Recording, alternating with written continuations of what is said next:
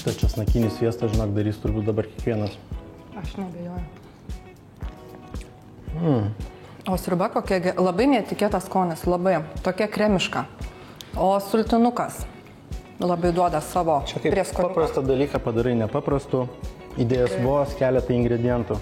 Iš tikrųjų ilgai galvojau, ką padaryti šitai prieš Halloweeniniai laidai iš moliūgo.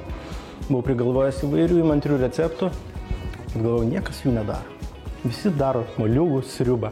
Tai kaip tą moliūgų sriubą padaryti kitokią, ypatingą, su dar daugiau skonio, su dar daugiau neįprasto skonio, azijietiško skonio, jūs pamatysite jau netrukus. Ir dar galiu pridėti, kad tai tikrai geriausia moliūginė mano ragauta sriuba. Maistas nėra tik maistas. Tai atradimai, tai patirtis, tai šventė. Gardus maistas gimsta iš meilės, nes jūs nusipelnote geriausio. Mums gaminti yra šventė. Tai ką, Gediminai, nuo ko pradėsim tą nuostabę, be galo nuostabę sriubą? Šiaip sriubą, tokią kaip moliūgienė arba trintas sriubas galima gaminti dviem būdais. Vienas yra paprastesnis, kitas yra šiek tiek sunkesnis. Tai paprastesnis yra tiesiog supjaustai, dedi į puodą, biškį vandens, uždengi ir pamiršai. Bet man yra žymiai skaniau, kai iškepi orkaitį daržovės. Apkeptos daržovės turi tą savo skonį. Taip, vienas dalykas, jos kepdamos šiek tiek išgarina drėgmės, vandens, tai tas skonis labiau koncentruotas ir pakepusios jos atsiranda tokio, keptų daržovių, toks šiek tiek pasikaramelizavusių skonis. Tai mes tą ir padarysim. Aš nuvalysiu moliūgą, taip pat įdėsim porą morkų ir svogūną.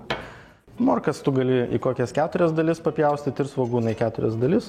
Ir svarbiausia, kad viską supjaustytume maždaug vienodo dydžio gabalėliais, nes tiek moliūgas, tiek morka kepa panašų laiką. Jo.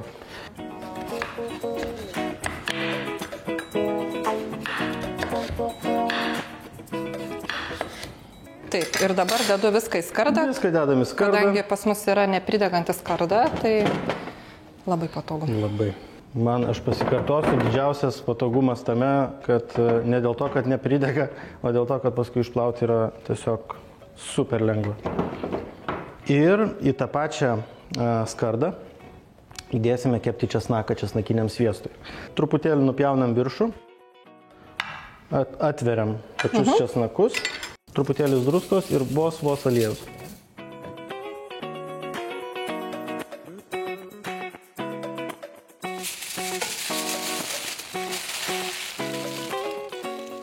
Daržovės taip pat. Trupučiu aliejus. Tas duos tokį skanesnį paskrudimą, karamelizaciją ir šiek tiek druskos. Ir viskas. Ir taip paruoštos daržovės keliauja į įkaitintą iki maždaug 170-180 laipsnių orkaitę. Aš kepu maždaug 50 minučių. Paprasta patikrint, tiesiog pasiemu moliūgą, iškepa šiek tiek netgi greičiau, vėliau būna karamelizacija, bet morka kepa truputėlį ilgiau. Tai tiesiog reikia patikrint, ar iškepė jau morkytės. Ir mes Kaip gerai, kad nereikės laukti. Gauname štai tokį vaizdelį. Būk atsargi, matai jas va, tiesiog traiškosi. Česnakas kaip kvepia. Noriu pasižiūrėti, kas gaunasi. Ir labai fainiai išsispaudžia. Karšta? Atsargiai. Nieko, aš taip. Truputėlį česnakas pravės, o mes įmam prikaistuvį. Aš palaikysiu ir sudedam daržovės. Jeigu dabar trinsim, kaip ir sakiau, orkaitėj kepant labai daug drėgmės išgaruoja, tai bus tokia tiesiog košė. Taip. Ir čia mes galim tekstūrą gražinti. Galim tiesiog paprasto vandens pilti, jeigu mėgstam tokį švarų, gryną daržovių skonį. Galim sultinuko, bet mes nebūtumėm gardu, jeigu nesugalvotume kažko įdomiau. Tai aš šiandien pagalvojau padaryti miso moliūgienę ir su juo šiek tiek atskiesim. Ir turėsim dar daugiau skonių, iš tikrųjų labai įdomus. Tai čia mes galim žaisti, turėdami šitą dalyką, mes galim varijuoti. Mes galim vieną sultinį, kitą sultinį, kažkokią azijietišką pastą, azijietišką žodžiu. Taip mes iš paprastos moliūgienės galim padaryti nepaprastą.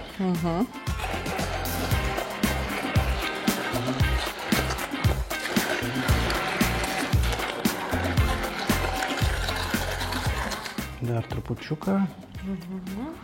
Susipylė Nemažai vis. daugiau nei pusę litro. Turbūt, kad dėl to, kad... paragauti aš tau duodu. Tai aš tuoj paragausiu. Dėl to, kad sviestinis moliūgas, jisai saldus, tai labai gerai susibalansuoja tą skonį. Labai skanu. Labai skanu, bet kiek saldoka. Ir šitoj vietoj reikia nepadaryti klaidos, nepradėti krauti daug druskos. Šito saldumo su druska tu neišbalansuosi. Čia reikėtų tada kažkiek rūgštelės.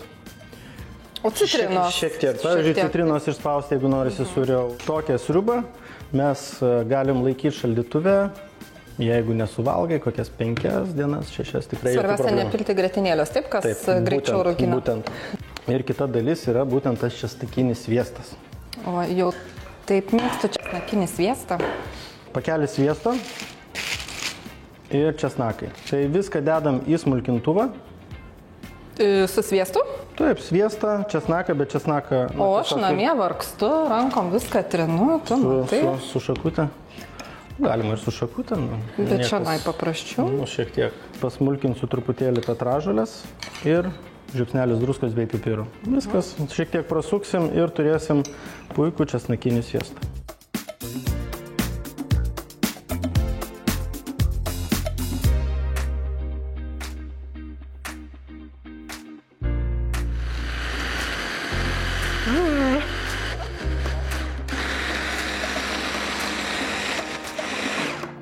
Kaip greitai. Ir viskas. Ir viskas. Štai toksai kremukas. Tai tokį sviestą galima daugiau prisidaryti, užsišaldyti. Liko pagardas, tas sriubos paskaninimas, kuris yra dažnai kiekvieno pasirinkimo reikalas. Vieni mėgsta tiesiog sėklų, kiti mėgsta skrebučių, o mes padarysim krevetės su kedrų riešutais. O kodėl ne? Taip, tai kaitinam keptuvę ir pradžiai keletą minučių pasikepinam kedrų riešutus. Tiesiog be nieko, sausai, kad jie pakeptų. Ir kedrų riešutus reikėtų, taip, pakankamai nuolat maišyti. Jie labai greitai pagauna karštą. Išskiria riebalą ir tas riebalas juos tiesiog kepina. O matai jau, kai tokių pasprūdusių matosi, tai tada jau intensyviai. Krevečių eilė. Maišom.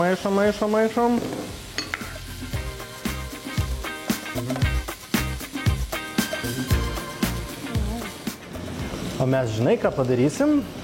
Ką dar tu sugalvojai ypatingo, Gediminai? Mes turim labai skanaus sviesto. Tikrai. Mes jų galim įdėti jo. Ir bendrai sutarėm, kad čia turi būti aštrumo. Todėl dedam šaukštelį čili dribsnių.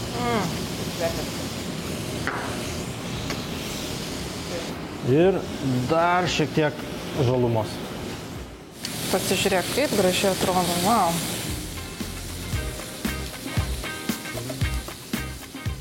Kada tu spėjai batoną iškepti? Kol tu krevetės valgiai, kol aš nemačiau. Gerai, galim serviruoti. Duot pasižiūrėk, kokia kremiška. Wow. Porą šaukštų krevečių. Atrodo puikiai. Čia yra gėrių gėris. Čia kaip, jeigu teptų mano senelis. Tai būtų kiek skrebučio, tiek sviestuko. Taip, būtent. Prašau, restoranas. Visiškai. O šiaip iš tikrųjų paprasta. Žodžiu, keletas ingredientų, trupučiuką laiko, daug meilės ir ant jūsų stalo tiesiog nuostabus patiekalas.